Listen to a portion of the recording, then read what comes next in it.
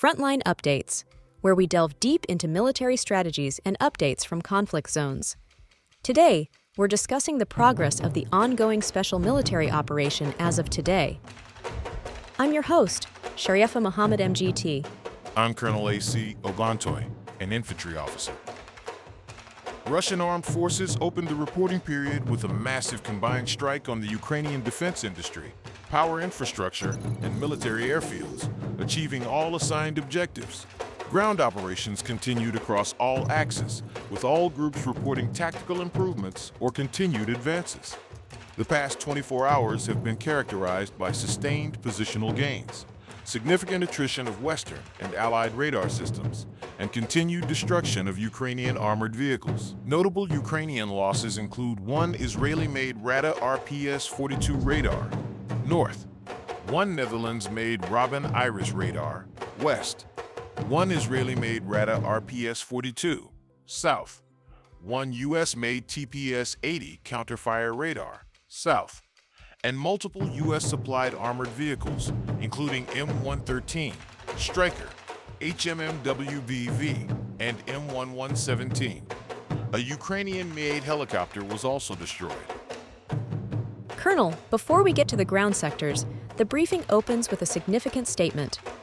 Last night, in response to terrorist attacks launched by the Kiev regime against civilian facilities on the territory of Russia, the armed forces of the Russian Federation delivered a mass strike by long-range ground, air, and sea-based precision weaponry and attack unmanned aerial vehicles at Ukrainian defense industry enterprises, power infrastructure objects used by the armed forces of Ukraine, and military airfields.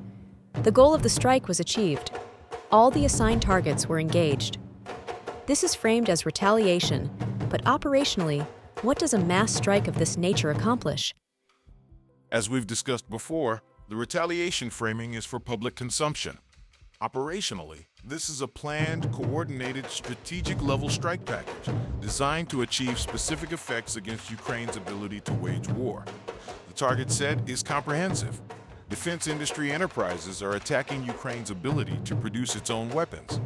Power infrastructure is degrading the energy grid that supports military logistics and industrial production.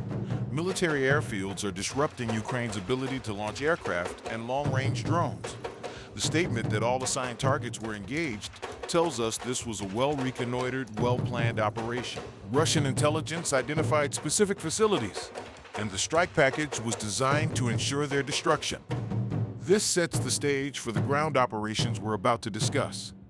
The strategic strike degrades Ukraine's depth, and then ground forces exploit that degradation. Colonel, let's start in the north. The North Force Group reports inflicting losses on one mechanized brigade, one assault regiment, and one territorial defense brigade in Sumy, plus 3 mechanized brigades, one motorized infantry brigade, and one National Guard brigade in Kharkiv.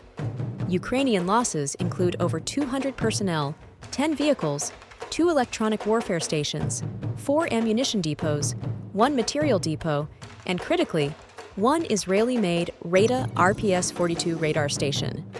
What is the RADA RPS-42 and why is its destruction significant? The RADA RPS-42 is an advanced, multi-mission radar system designed for air surveillance, counter-battery, and force protection. It's compact, mobile, and capable of detecting a wide range of threats, from artillery shells to drones to aircraft. Its destruction is significant for several reasons. First, it's an advanced system. Losing one degrades Ukraine's situational awareness and air defense capabilities. Second, it's Israeli-made, and its presence on the battlefield indicates that Israel has provided Ukraine with advanced technology.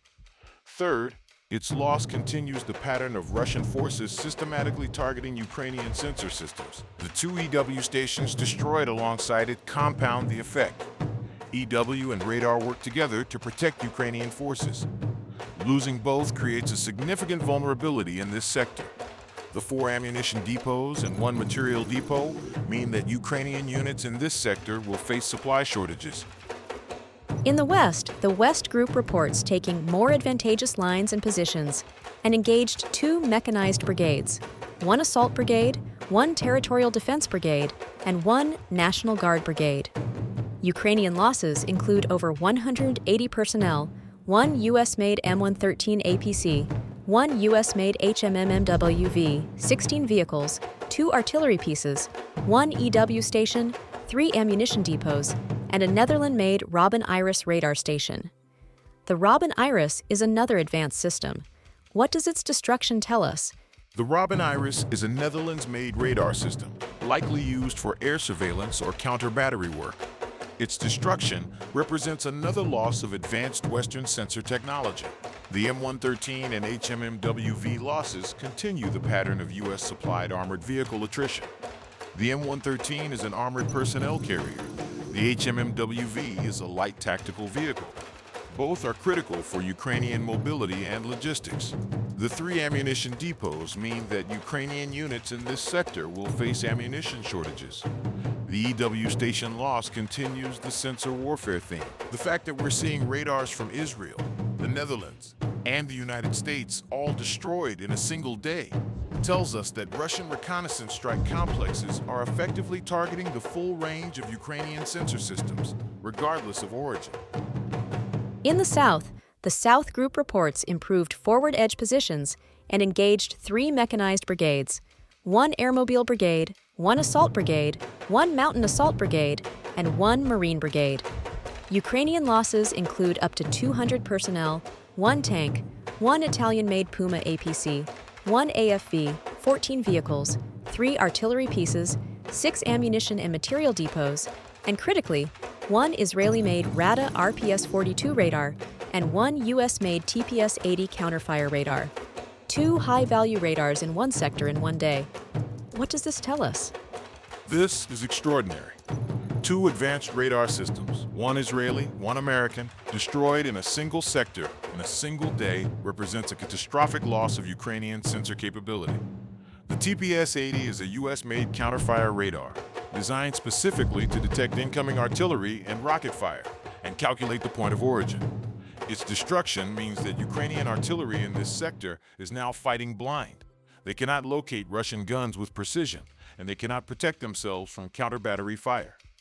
The RADA RPS-42, as we've discussed, is an advanced multi-mission radar.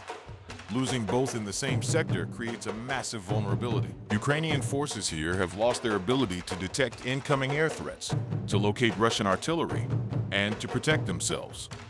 The Italian-made Puma APC destroyed here is another Western-supplied armored vehicle loss.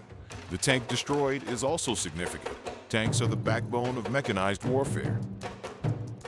The Center Group reports the highest Ukrainian personnel losses of the day, more than 335. They engaged 2 mechanized brigades, 1 Jaeger brigade, 1 airmobile brigade, 1 assault regiment, 1 territorial defense brigade, and 3 National Guard brigades.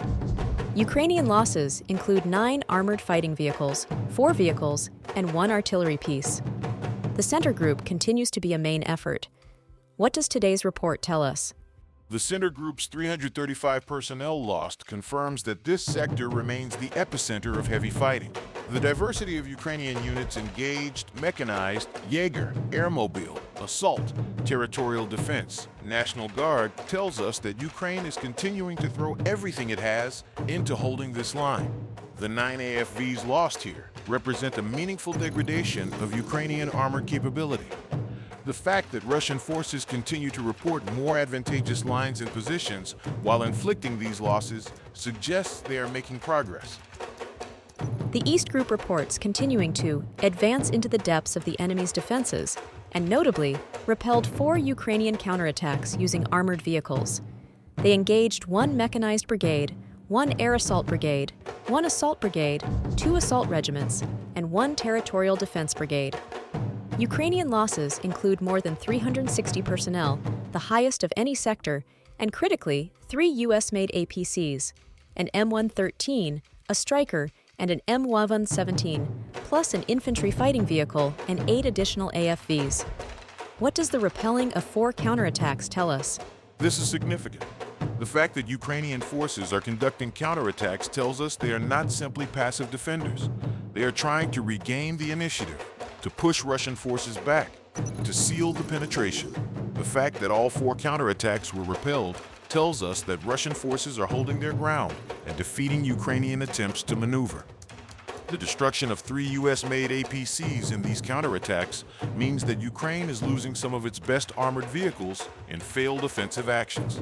The Stryker is a modern, highly capable infantry carrier. The M113 and M1117 are also significant losses. Each represents a squad of infantry that cannot now maneuver under armor. The 360 personnel lost here is the highest of any sector, confirming that this remains a main effort alongside the center. The East Group is not just defending, they are continuing to advance while defeating Ukrainian counterattacks. The Dnieper Group reports improved tactical situation and engaged 1 mechanized brigade and 1 mountain assault brigade. Ukrainian losses include up to 60 personnel, 1 AFV, 14 vehicles, and 4 electronic warfare stations. 4 EW stations in one sector is significant. What does this tell us? 4 electronic warfare stations in the DAPR sector in a single day represents a major degradation of Ukrainian sensor and jamming capabilities. EW's the invisible shield that protects Ukrainian forces from Russian reconnaissance and precision strikes. Losing 4 creates a massive vulnerability that Russian forces will exploit. The 14 vehicles lost here is also a significant blow to Ukrainian mobility and logistics in this sector. Colonel, let's turn to the operational tactical section. Russian forces destroyed 1 Mi-8 helicopter of the Ukrainian Air Forces and struck transport infrastructure and temporary deployment areas in 149 areas. Air defense intercepted 200 UAVs and 3 guided bombs. What do these numbers tell us?